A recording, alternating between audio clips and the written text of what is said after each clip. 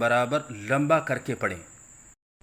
غلطیوں کی نشاندہی: بعض بچے جیم کی ادائیگی کے وقت آواز ناک میں لے کے جاتے ہیں، یہ غلط ہے۔ جیسے جیم، اور استاد کے بار بار کہنے کے باوجود بھی اور بچے کی کوشش کرنے کے باوجود بھی پھر بھی آواز ناک میں خود بخود چلی جاتی ہے۔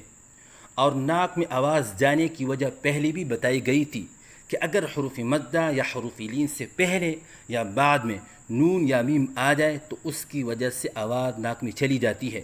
تو اس غلطی کو درست کرنے کا آسان طریقہ یہ ہے کہ انگلش کا جی لکھیں اور اس کے بعد 3 مرتبہ ای لکھیں، اور ہر ای ایک الف کے برابر ہے، جیسے جی، اور بار بار مشق کروائیں، اور مشق کروانے کے بعد بچے سے کہیں کہ ہونٹ بند کر لیں، جس کی وجہ سے میم کی آواز پیدا ہو جائے گی، جیسے جیم۔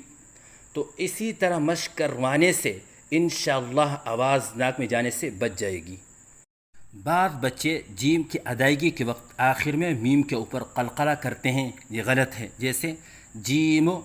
تو اس غلطی کو درست کرنے کا آسان طریقہ یہ ہے کہ جیم کے آخر میں میم کی ادائیگی کے وقت ہونٹ ایک دوسرے سے فوراً الگ نہ کریں، بلکہ ایک لمحے کے لیے بند رکھیں، جیسے جیم۔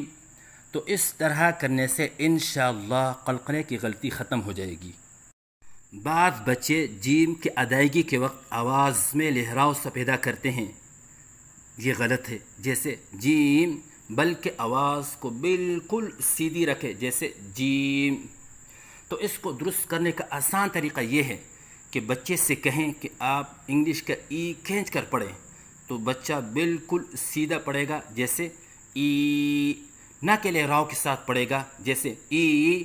تو اب بچے سے کہیں جیسے آپ نے ای بالکل سیدھا پڑھا ہے ایسے ہی جیم کے اندر حرف یا کو بالکل سیدھا پڑھیں، جیسے جیم۔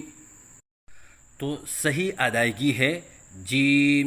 غلطیوں کی نشاندہی: بعض بچے ناک میں پڑھتے ہیں، جیسے جیم۔ بعض بچے آخر میں قلقلہ کرتے ہیں، جیسے جیمو۔ بعض بچے لہراؤ کے ساتھ پڑھتے ہیں، جیسے جیم۔